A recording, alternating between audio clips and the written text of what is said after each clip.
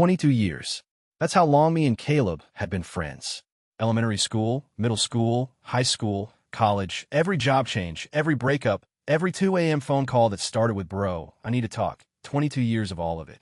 And when he asked me to be his best man, I was genuinely honored. I booked the DJ out of my own pocket. I put down the deposit on the open bar with my personal card. I coordinated the flowers. I handled 3 different vendors because Caleb told me he was a little stretched financially and he'd pay me back after the honeymoon. I trusted him. 22 years. Of course I trusted him. 1 hour before the ceremony.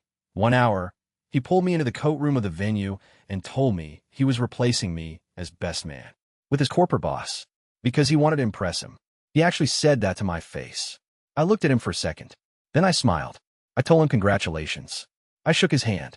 I walked to the parking lot, and I made 3 phone calls. The DJ, the bartender, the florist. I'm telling you right now, the words, "I need to cancel the payment authorization," effective immediately, have never felt so good to say in my entire life. I am Didic, and this is what happened at 8:47 p.m. when the music stopped. Caleb and I have been best friends since 1st grade. When I say that, I want you to understand what that actually means. Not we grew up in the same town and stayed loosely in touch, but genuine show up at your door to know everything about each other, built into each other's families, best friends. His mom calls me her other son. My dad asked about him at Thanksgiving. 22 years. That's the context you need. Caleb got engaged about a year ago to a woman named Tiffany. She's fine. I'm not going to make this about her, because honestly she's a side character in her own wedding story, which is a problem I'm going to let them work out privately. The point is, engagement happened. I was asked to be best man approximately 30 seconds after the ring was on her finger, and I said yes without hesitation. Now let me tell you about the financial setup, because this is where everything lives. Caleb had been struggling with money for a while. Not in a crisis way, just in a stretched too thin, bad with credit, trying to look more successful than he is way that I had watched develop over the past 3 or 4 years. He drives a car that's nicer than he can afford. He lives in an apartment that impresses people at his income level. He's not broke, but he spends like he's got 2 more zeros in his bank account than he actually does.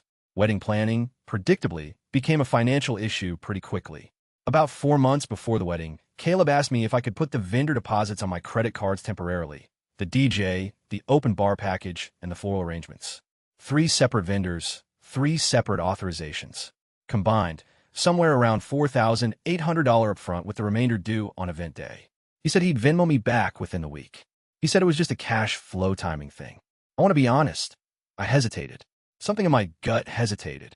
But 22 years of trust is a heavy thing to argue with. And he was my best friend, and it was his wedding, so I said yeah, of course. I put all on my card. I was the authorized cardholder on every one of those vendor accounts. He never paid me back.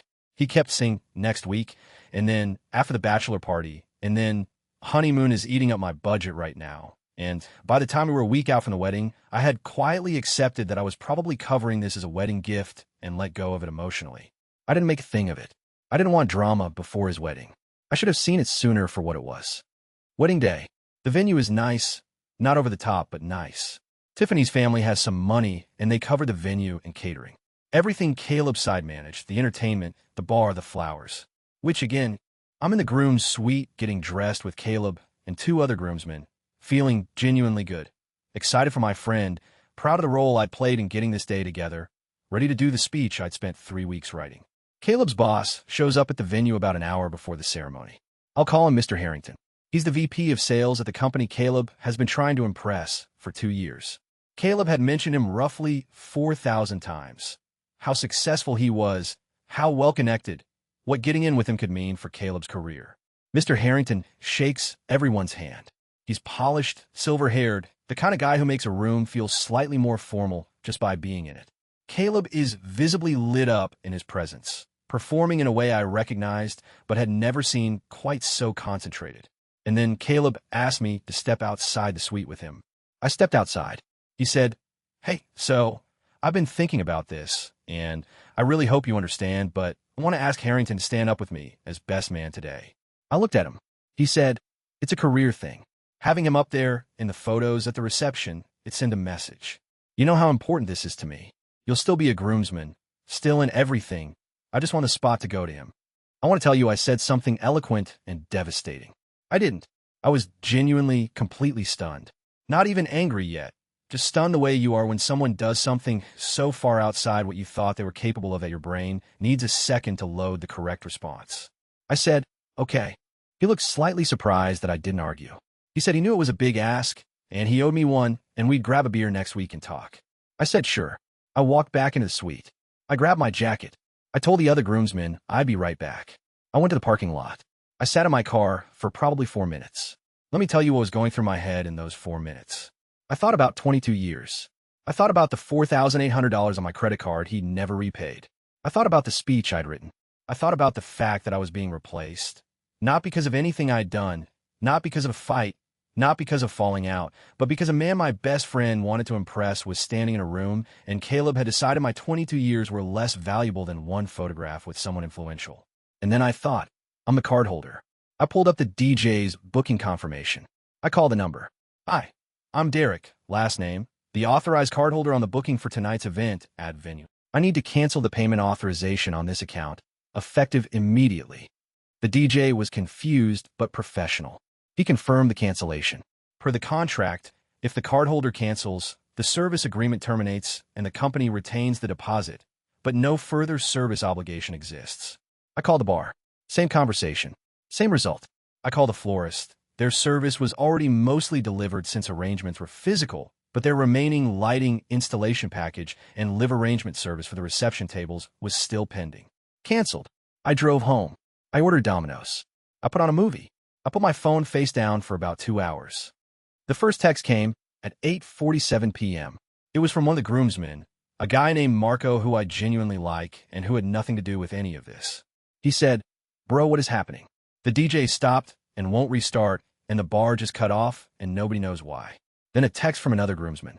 Then a text from Tiffany's maid of honor asking if I knew anything about the entertainment situation. Then 17 texts from Caleb over about 20 minutes that I read, but did not respond to. They started confused, went through angry, and eventually landed on a voice memo that was approximately 3 minutes long, and which I have still not listened to in full. Here is what I learned from the collective accounts of people who were there. The DJ had stopped at 8:45 mid-song, confirmed with the event coordinator that his authorization had been canceled, and begun packing his equipment. The bar manager had done the same. The venue lights, which had been running on a package included in the bar service, dimmed to their default setting when the service contract terminated, which meant the reception went from warmly lit and festive to basically fluorescent overhead. Mr. Harrington, the man Caleb had installed as his best man to impress, was standing in a half-lit reception hall when Caleb had to explain that the vendor authorizations had collapsed, which meant explaining that he hadn't paid for any of it himself, which meant explaining, in the presence of the powerful man, he'd humiliated his best friend to impress, that his childhood friend had been bankrolling his wedding and had apparently decided to stop. I'm told Harrington left around 9:15. Caleb and I have not spoken since the wedding. He's tried. I let it go to voicemail. I'm not going to pretend this doesn't hurt, because 22 years is 22 years and grief doesn't care how righteous the anger underneath it is. He was my person for most of my life, and he chose, in a coat room, 1 hour before his wedding, to make clear what I was worth to him. I made 3 phone calls. Those phone calls cost me $4,800 that I'm never getting back. They also cost him everything he was trying so hard to build in that room. I think that's about right. Someone asked about Tiffany. From what I've heard through mutual friends, the wedding continued. People stayed. There was still food from the caterer. Someone hooked up a Spotify playlist on a Bluetooth speaker. She and Caleb are, as far as I know, still married. I don't have any issue with Tiffany specifically. She married who she married. That's her life. Someone asked if I regret it. I regret that Caleb is the kind of person who made it necessary. That's different from regretting it. Someone asked if I'd take his call if he reached out differently. A letter, maybe, or showing up in person. Maybe. 22 years is a long time to throw away completely. But he's going to have to show me something real. Not a voice memo. Something real. And he's going to have to pay me back the $4,800. That one's non-negotiable. Caleb had a calculation he thought was clean. Replace Derek with someone powerful. Get the photo. Build the relationship. Derek would understand eventually. He always did. That's what you do when someone has been loyal for 22 years. You assume they'll absorb it. What Caleb didn't calculate was what Derek was holding. 3 vendor authorizations. 3 phone numbers. 3 conversations that took less than 10 minutes combined. And a reception that went dark at 8:45 p.m. in front of the exact man Caleb had traded 22 years to impress. Derek didn't crash the wedding.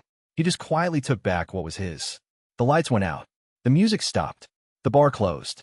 And Caleb had to explain, in real time, to the most important person he'd wanted to impress, that his best friend of 22 years had been paying for all of it. So jury, did Derek handle this exactly right? Or did 3 phone calls go too far when a conversation could have come first? And the question I want you to sit with, if someone traded 22 years of your loyalty for 1 business connection, what would your 3 phone calls look like? Drop your verdict in the comments. Every single one. The floor is completely yours.